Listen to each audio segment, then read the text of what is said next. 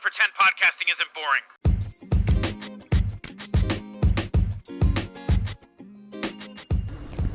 Hello again and welcome to another episode of Juan Aron Talks and Thoughts.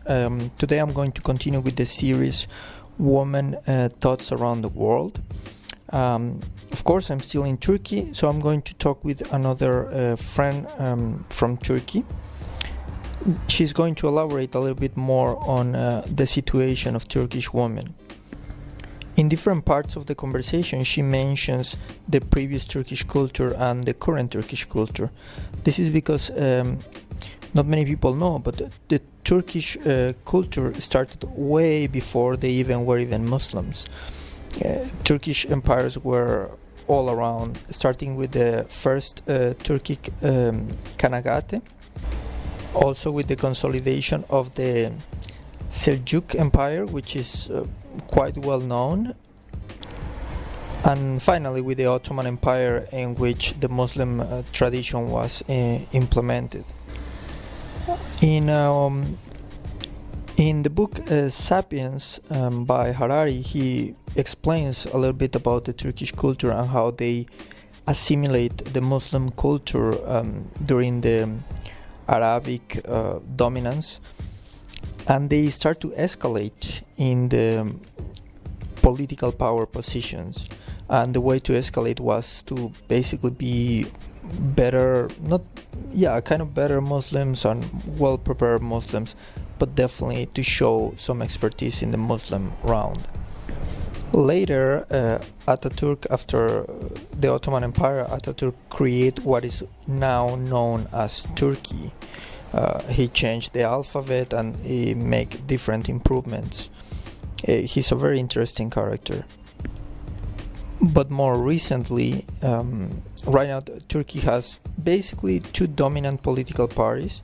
One that is kind of promoted, and it was created by Ataturk, which is more like from the left, a little bit more socialist, more against religion combined with politics. And the other political party is the one represented basically by the President Erdogan, which tried to combine in a certain way the Muslim society and the Muslim rules with politics. Some people even suggest that Erdogan wants to establish a new form of Ottoman Empire. And this idea has been, some people consider that this idea has been supported because recently, as you may know, Hagia Sophia, one of the most important monuments in the world, which used to be a church, then it became a mosque, and then it became a museum. It was converted back into a mosque.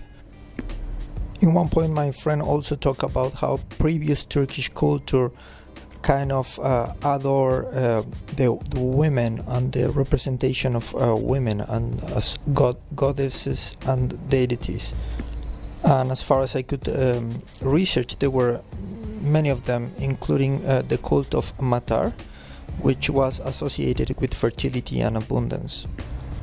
She was also the universal character symbolizing the nature. Just like her, there were many deities that were female. So that's what she refers when she's talking about the previous Turkish culture, when it wasn't bound or united with the Arabic and afterwards becoming a Muslim. Anyway, without further ado, let's just listen to my friend.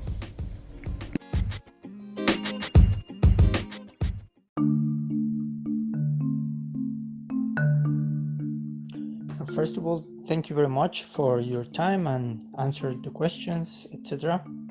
So I would like to start by asking, do you see a difference in Turkey between the rights and the behavior of men and women? Pleasure for me, and maybe I'm going to speak a little bit long, but I have a lot of things to say. And yes, there's a huge difference between first Turkish society and current society. If you look at the first Turkish societies, we can see easily that they are all matriarchal, almost every important thing is in the Turkish culture is female, and we see that every individual has the same responsibilities in the society. That includes going to war and using weapons.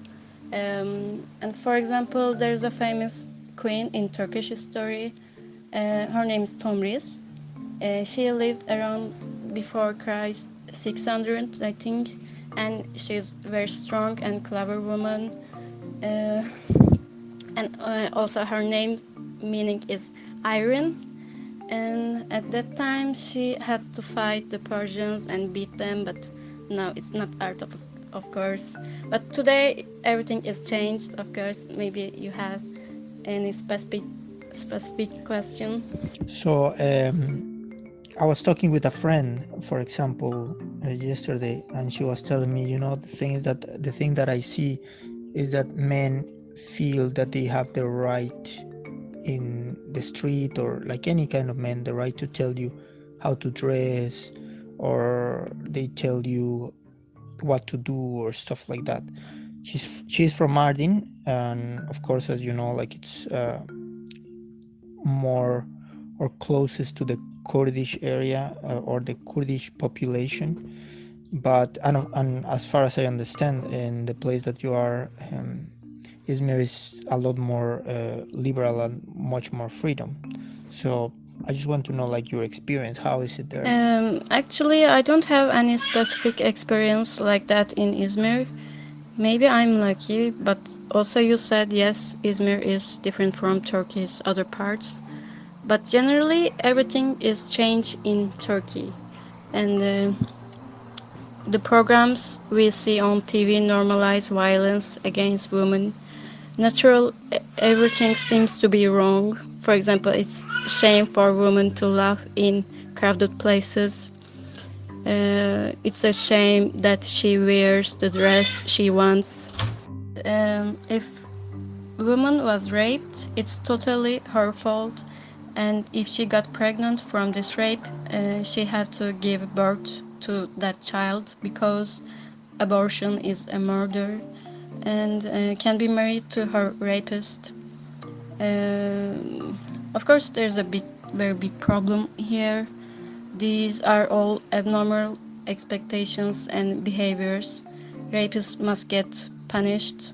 Psychological support should be provided to the rape victim, and of course, government must provide all of these. But unfortunately, the party in power does nothing about these issues today. And they all feed violence against women. Women are trying to gain their rights and freedom themselves. There's a platform on internet, kadın cinayetlerini durduracağız. It means we are going to stop women murders. I'm following this platform. And they follow all women murders in Turkey, and they show the murders that the media don't show the people. And in this way, many people follow the murders, and they tries to get the murderers punished. And I saw Pınar Gültekin's murder on this platform also. Now, all these rules, first of all, like all these rules that you were telling me about, like not laughing in public, stuff like that, do you think that this is a cultural thing or it's a religious thing? It's something that is supported and promoted by religious beliefs, or is just like a culture of the Turkish society? That would be like one question. And my second question, related to these murders, do you have an approximation, like a number, like annually, how many of these murders happen in Turkey? Yes, it is definitely religious thing. It's not coming from Turkish culture. It's not possible. Maybe I can also tell the real Turkish culture later. But and as I said, the platform Kadın Cinayetlerini Durduracağız, and they are doing charts month and month and year, and you can see the all numbers, how many women killed on month or year. For example, 2019, 474 women killed by men. I understand. Also, while I was in the east part of Turkey, I was in contact with this word, not frequently, but sometimes, this tore thing, this kind of crime, like honor murder, honor crime, something like that. I don't know if you know more about it, and if you could explain. Yes, honor murder or love murder, they also call it love murder, and media doing this. They are trying to normalize all murders because, like this, all rapists, murderers, they are going to get less punishment, of course, because it's because of love or I don't know, honor. But these are not answers. These are just pure murderers murder. Yeah, I understand. Now, I was in Adana some months ago, and a friend was telling me, like women in Turkey, they are very respected. And he was telling me, if somebody is walking down the street and a guy just says something to her or something, probably people around him, they are going to beat him up, stuff like that. Is it true? Is it working like that? And what do you think? Like, do you think that there is a relation between like men protecting women, or in like a more traditional systems, more family oriented cultures? I would say that Turkey is more family oriented. I don't know. And Turks yeah, are what are very family your thoughts about oriented. it? Your father or your husband beat you, but you cannot say no or you cannot divorce. Society expect that, of course. You can normally, but society expect no, you should do nothing. And family is the more important thing in Turkish culture. It cannot be break. It every individual in family be together. It's not possible. But it's of course depends. For example, my mother got divorced, I think 15 years ago, and got married again. It's normal for me, but society expect you. You cannot do this, but you can do this. Of course, it's a different thing. Now you have been traveling, of course, around Europe. What do you think are the differences between women in Europe or Western culture and women in Turkey? Like the difference that you notice more than those that There's you no have mentioned difference already. um, for me because I'm wearing shorts, dresses in Turkey, and also wearing these other countries. And in Turkey, nobody says me, no, you cannot wear this. They look at me, of course, but it's okay for me. I can wear what I want. But other countries, no, nobody look at me. Of course, it's normal. It's just a woman. And but sometimes they ask me uh, where where where I am coming from, and when I said Turkey, they shocked.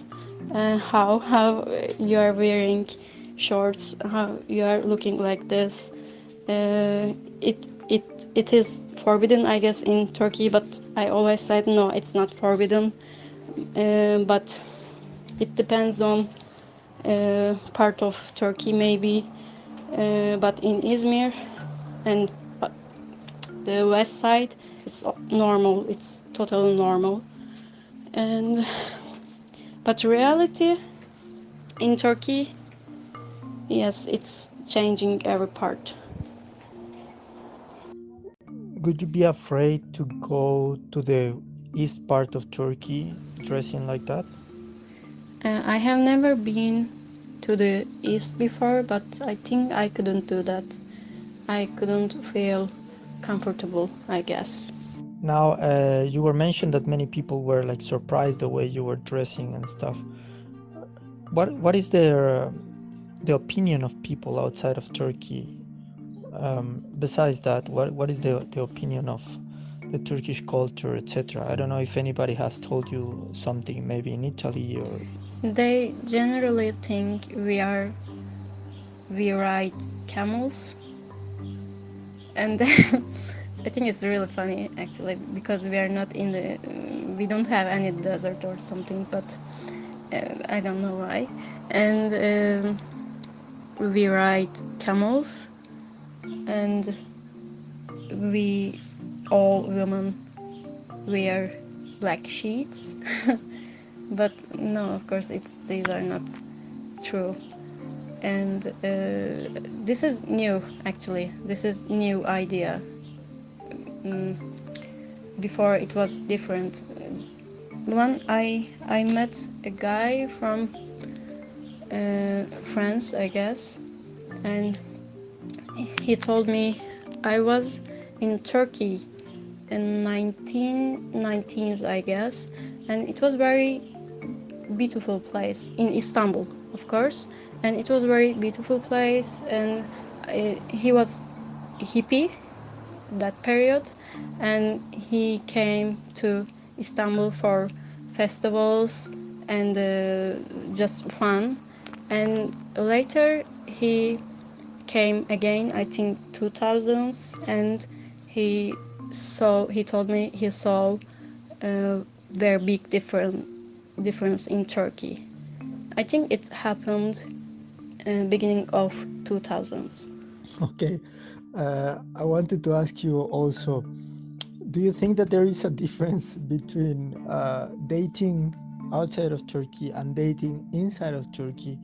And if I don't know if it's something like generations, like younger generations in Turkey resemble more the European generation, or is as we were being saying before, it depends on the region. And what are the difference that you see in in dating in Turkey with relation with another country? My mother and her mother more modern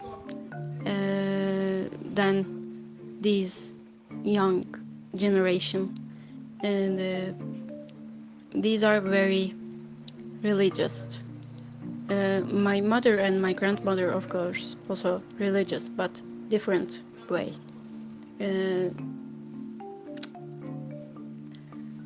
I think before we were more modern. Yeah, actually, not. I think it's reality. After the acceptance of the Republic, Turkish Republic, many changes were made in the field of science, art, and education, and the European countries were taken as an example on these issues.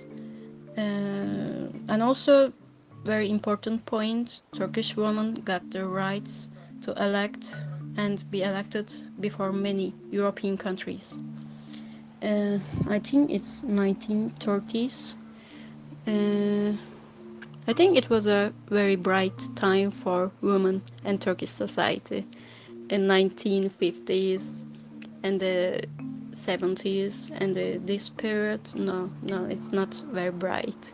It's everything is really changed. Before 2000s, uh, women murders weren't very common, but now every day, every day two or more, maybe more, sometimes more. Yeah, of course. I suppose you're talking about the Ataturk period, where like basically the creation of Turkey itself with all these revolutions. Um, yeah, and as you mentioned, the voting that was earned as a right for women even before than many other countries. Um, it's interesting that now it's like more conservative, would you say? And of course, the question that should be asked: do you think that is has something to do with the party in power right now? Yes, it's definitely because of the party in power. And when they became the east part of Turkey, support them very much, and that this is why the eastern part of Turkey is more conservative, and they're very religious, very conservative, and yes, it's because of the party in power, unfortunately. Uh, yes. I was in Tarsus also some months ago already, and a girl was telling me, it's difficult. She started to kind of open with me, and she started to tell me, like I'm not Muslim anymore. And she told me, the thing is that I consider myself a feminist, and I realized that my religion is like you cannot be feminist and being Muslim. And she was quite scared because she works in the education area, in the education department. And she was telling me, the thing is that if people here know that I'm not Muslim anymore, um, I will have a problem. People will tell on me and I will lose my job. I also had a gay friend that he told me, I used to work in the university, but I said something against the government, and now they took my passport. I cannot leave Turkey and I cannot get work.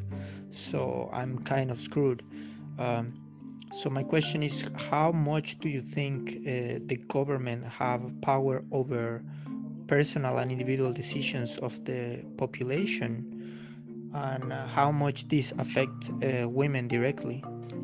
Yes, that's quite possible. They will probably lose their job, or the yes, it will be a problem.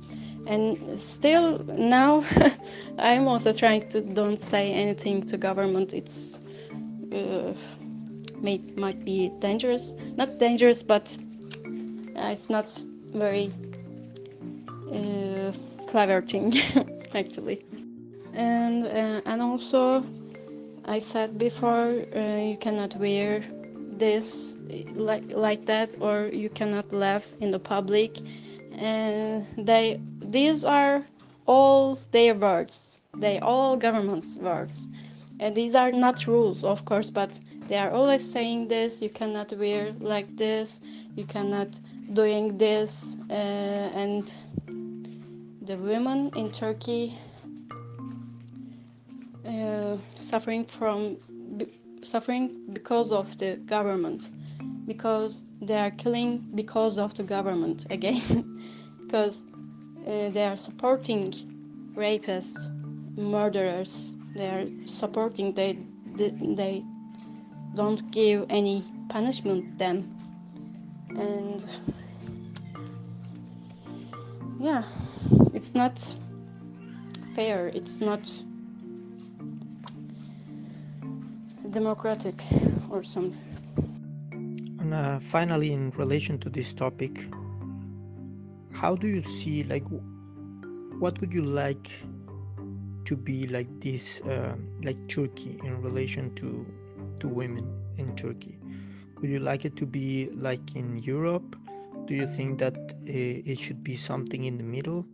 And if it should be something in the middle, what things would you preserve about Turkish culture related to women, and what things would you import from Europe and other countries? I would like to people in Turkey more respect the woman, of course, and basically I want justice in Turkey. There are beautiful, strong laws, but for some reason none of them is applied. And getting rid of Islamic culture, and then we should have original, real Turkish culture. In original Turkish culture, the woman is everything Female is everything. Female is nature, sun, and everything you can see in the world. They all have their gender all female. In Turkish culture, of course, not Islamic culture. But now the Turkey has Islamic culture, and they should be changed. And I think one day they all going to be changed. I believe that actually. Just we should follow daily what is happening in Turkey, and we have to work hard. Of course, the women, we have to work hard. And yeah, that's all. Thank you, and we need to also remind people that not everybody in Turkey ride a camel.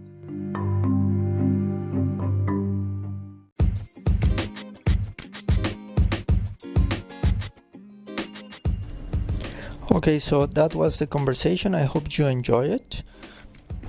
Remember that you can check more information about articles, about technology, about traveling, about different cultures in juanaround.art.blog. If you are listening this, you can watch it on YouTube. And if you are watching it in YouTube, remember that you can always listen in Spotify, Google Podcast, Anchor, and iTunes or Apple Podcast. All of them as Juan Around Thoughts and Talks. You can also find me in Facebook, Instagram, and Twitter as Juan Around. And if you love my content, you can support me on Patreon, which is patreon.com juanaround and buymeacoffee.com juanaround. Anyway, it has been a pleasure. I hope you continue listening for future episodes. I would love to hear from you. So if you have any question or you have any kind of recommendation, just reach me out. And see you around.